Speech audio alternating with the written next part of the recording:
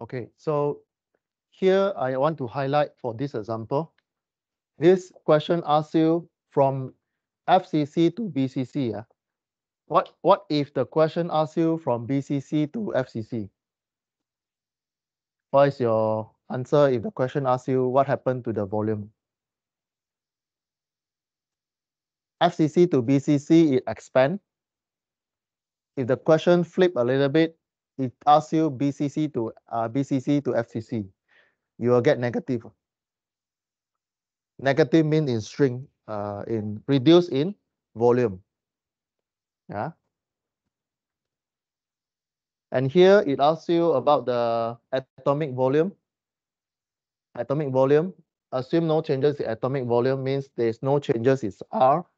So when you can cancel out the R in your calculation. Okay. Next one, we look at amorphous material. Amorphous material. So non-crystalline. Just now what we've seen is all crystalline. Crystalline means you have repeated lattice structure. If it's non-crystalline means there's a random, there's a you can't define the patterns. So we call it without form. For this MORPH, a for means shape. If you add a become without lah. Without. So this one also very interesting. Supercool liquid will be like, you know that in the night market sometimes they sell you this Coke. Coke is liquid, but when they pour out it become ice. That is called supercool liquid. So you have you shake it with a pressure, then you cool it down, then you bring it to a room temperature, it will become crystal. That is super cool. Another interesting experiment. If you're interested, you can do this one in your FYP. Okay, so these are the things. Okay, this is for your info lah. This is for your info. You have long range crystalline silica. This one is repeated. This is silica glass without long range order, so it's spreaded. And amorphous structure in polymer. You see this one in polymer. Okay, so how you know is in this structure when you break a glass your car front dash glass. If you see this, you will crack in a certain direction, then the crystal will stream like this. But sometimes you have a bullet crack or something, means that in that section it is without the long range order, something like this. Okay, but this one is for info lah. I won't ask you this kind of question, just for info. All right. So all this you read, they are metallic glasses and so on. Okay. Important that you have heard about amorphous material or non-crystalline material. What is the difference between crystalline structure and non-crystalline structure?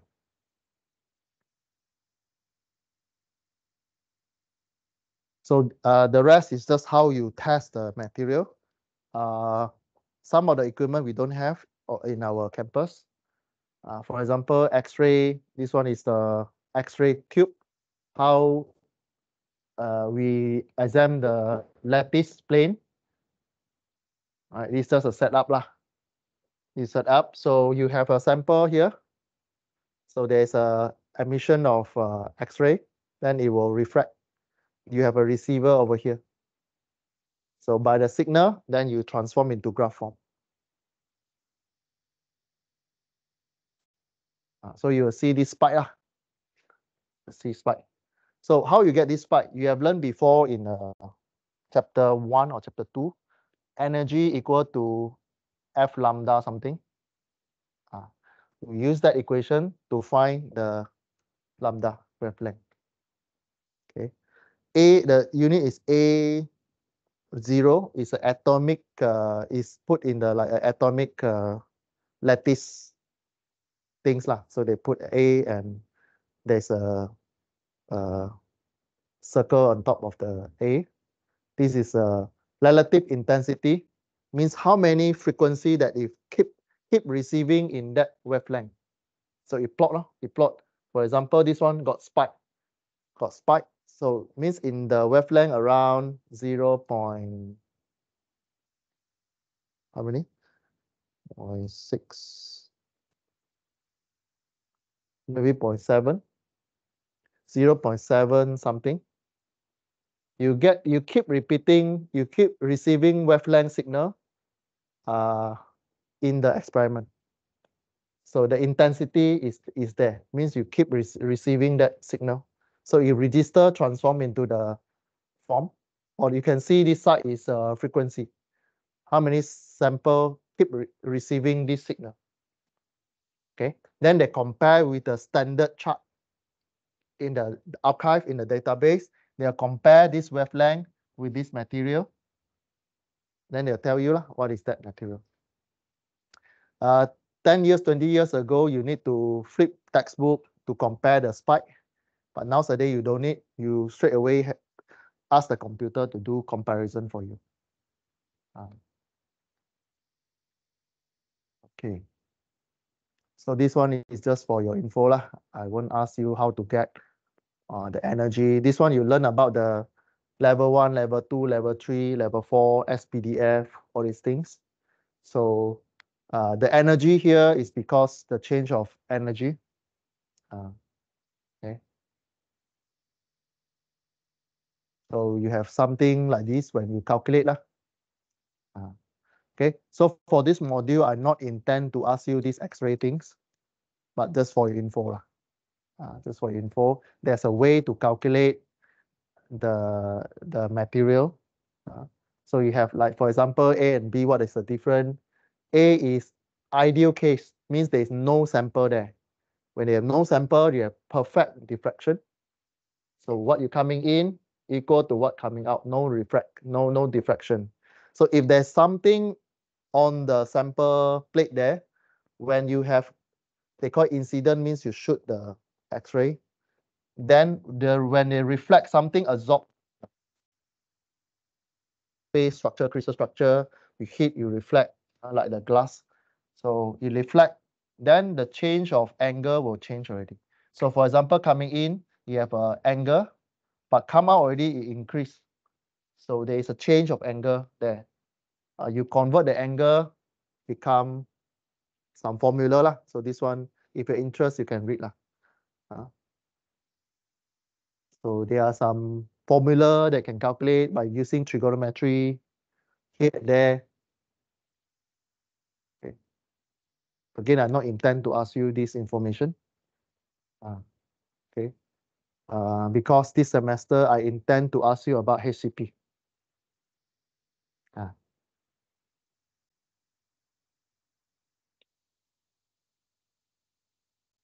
Maybe your junior, I will ask this one.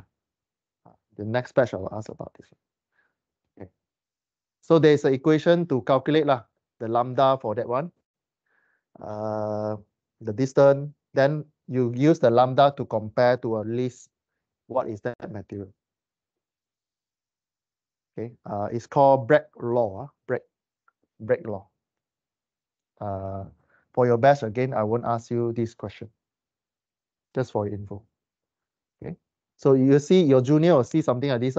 You begin a plane, lambda is what, angle is what, lattice BCC, then the calculation, you put in the equation and lambda equal to 2, distance between in the lattice, sine theta, then you put in there lah. You calculate the D, then you compare to the, you find something like this. Okay. This is for your info, for your info. Another method also called powdered method, also X-ray approach. Okay, also X-ray approach. This machine is expensive. We don't have. Right. This is called XRD machine. R is ray, D is a diffractometer. XRD machine. So same lah. This one measure by angle. It transmit, it will reflect, then it will tell you the angle.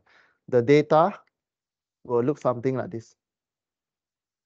So you are you have friend doing material science. This is what they see every day. Can say most of the question in their final, they will be given this chart. And then go and analyze the energy of this pipe, energy of this pipe, and so on. But for this module, I don't intend to ask you this. Okay. But as long as you understand, there is a way to measure the particular things. Okay. So here, like you can see, here is the refractor angle, 2 theta, and there's a spike at a certain plane. There's a spike at a certain plane. So this one is 110, 210, 211, and so on. So this is a refractor pattern for ion. Nowadays, also computer tell you what is this pattern already. Previous 10 years ago, 20 years ago, you need to compare. You need to go and look at the encyclopedia of material. Go and see what is the 110 spike, all these things. At this angle, like 45 degree, you get a spike. 65 degree, get one spike. 80 something, get one spike. And then you compare side by side. Oh, this is ferrum, alpha ion. Okay, this one also for your info. So you'll be given all these things to calculate.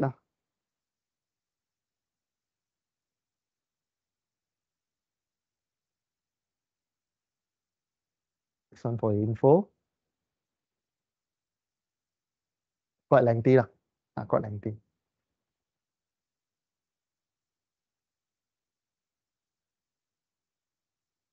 Okay, so example also for your reading.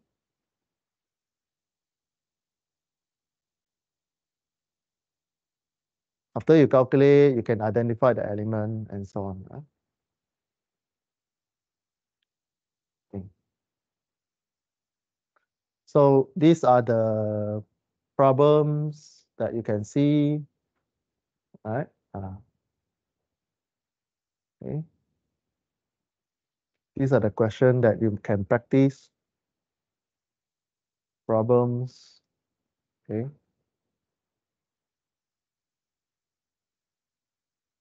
Something like this. This one, not in your scope, for your info only.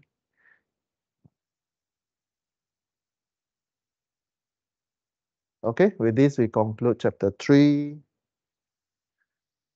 Let me see.